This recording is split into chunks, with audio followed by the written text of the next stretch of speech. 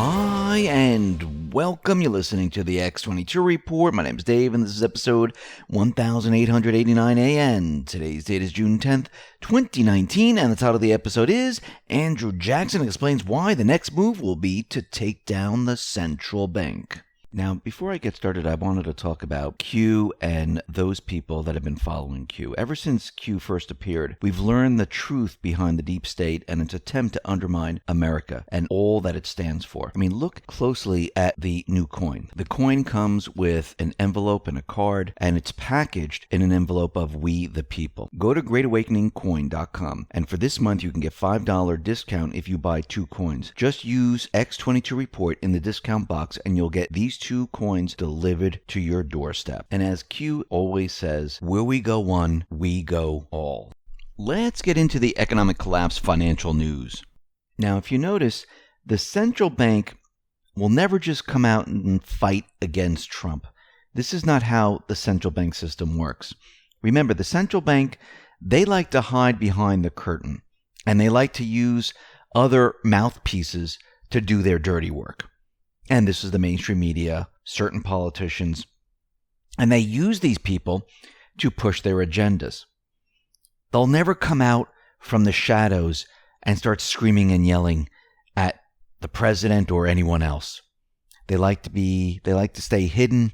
They don't want people to know that they even exist, and they just want to go about their business behind the scenes.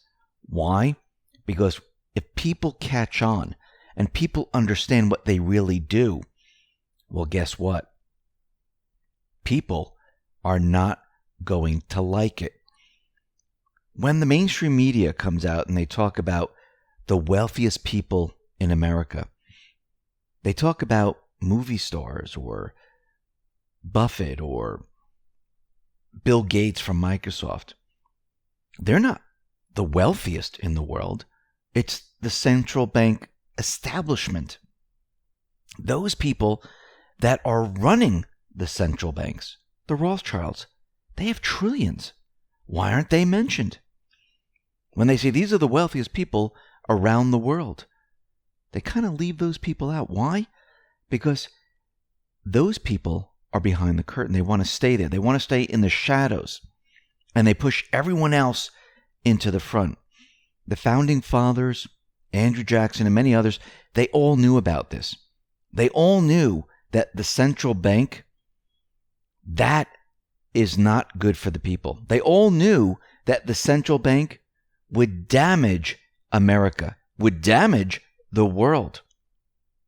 And this is why Trump has Andrew Jackson on the wall in the White House, because his main operation, when all is said and done, is to go after the central bank system. You ever wonder why the Fed, the central banks, usually come out and say tariffs aren't good? It's not good for the world economy. Think about it for a second. Why do central banks hate tariffs? Because it gives leverage over another country. It enables a country to work out a better deal than what the globalists have planned. What is Trump doing? He's using tariffs. The central banks don't like tariffs. They equate that to trade wars. They equate that to the economic world growth slowing. Now, they do this on purpose. It's called a form of brainwashing to make you think that because of these tariffs, we're going to have major problems. No, what's really happening is the central bank system is slowing. And we've shown this many times before. Every time the IMF was out there and they're projecting this GDP number of 3.5%, 3.2%, they never hit it. It declines every single time, and it's much lower each time. They're on a downward trajectory, and there weren't any tariffs during this period of time. And Trump is going against the central bank using tariffs, but he's setting them up all at the same time. Tariffs interfere with the globalist plan. The globalist plan is to control trade. control trade so they can have a one world government. Remember, they don't want one nation doing better than another nation. They want all nations completely equal under their system. That's how they want it, because this way they can control everything. Tariffs make it difficult to put their plan forward. If Trump is using tariffs to make a better deal than what they laid out, what happens when the world looks at this? Think about the UK, for example, the Brexit. When they break away from the EU and they start doing really, really well, how is the central bank going to explain this? If Trump uses tariffs to make a better deal and trade is better for the United States, how do the globalists, how do the central banks, how do they explain this? Remember, the central banks, their main interest is not to help the American people. It's not to help the people around the world. Their main interest is to help themselves. That's what the central bank is all about. Now, the central bank, they're hostile to a self-governing society. This is coming out of the American Institute for Economic Research. Monetary policy as a practice by central banks violates all three of our democratic axioms. It's no surprise then that the central bankers across the world exhibit a combination of features that fill sophisticated political thinkers with dread: maximal power subject to minimal responsibility. To be a monetary policymaker today is to be empowered to affect the material livelihoods of millions across the globe, with scant consequences should that authority be misused. There are many, many ways to change the institutional foundation of central banks. To mitigate these problems, which should be pursued, is a complicated question that itself should be put to public debate, not decided behind closed doors among a small group of experts. The one certainty is that monetary policy as it currently operates fails to meet minimal standards of public responsibility and competence. If we are at all committed to self-governance, it's time for this to end. Absolutely. And President Jackson, he knew this. He knew the central bank system is not good for the American people. Why do you think the central bankers wanted him removed from the $20 bill? Because he represents a president that removed the central bank.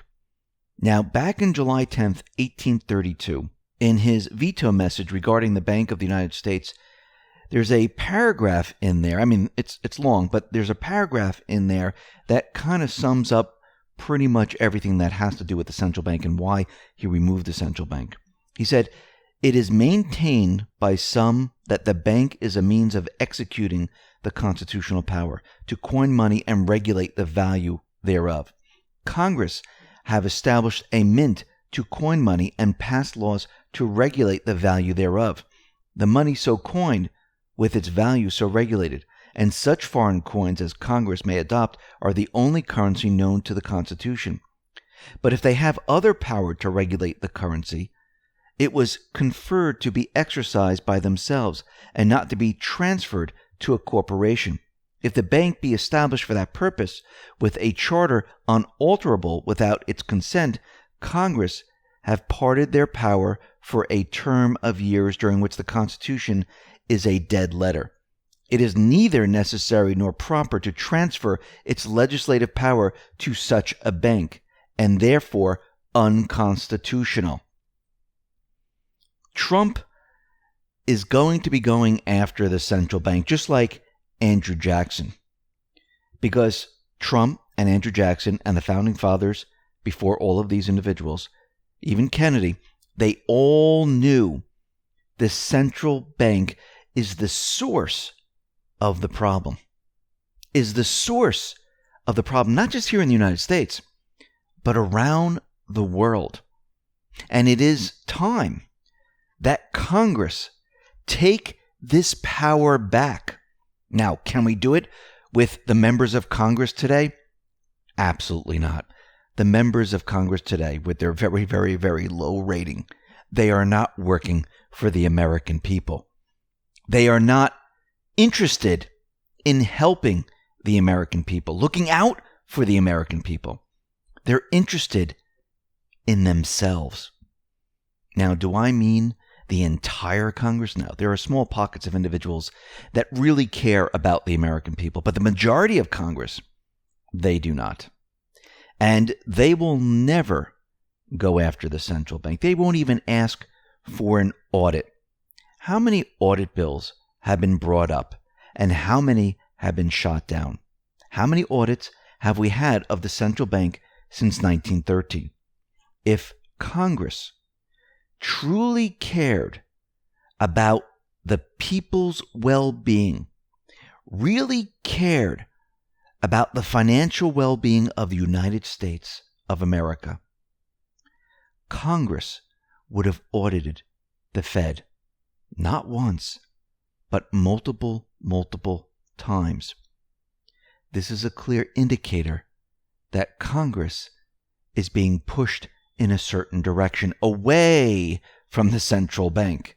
And how are they being pushed away? By making them wealthy, by using this free, easy money created by the central bank. Now, I'm not saying the central bank says, here, we just printed up some money. Here you go. Good luck. Maybe that started way back in the beginning when Woodrow Wilson signed the bill where they paid him off. But today they do it in a different way. So nobody can tell how they're getting paid off. They create programs. They ask for funds. The central bank continually creates. The United States borrows. The funds disappear. And all of a sudden, these people become very wealthy.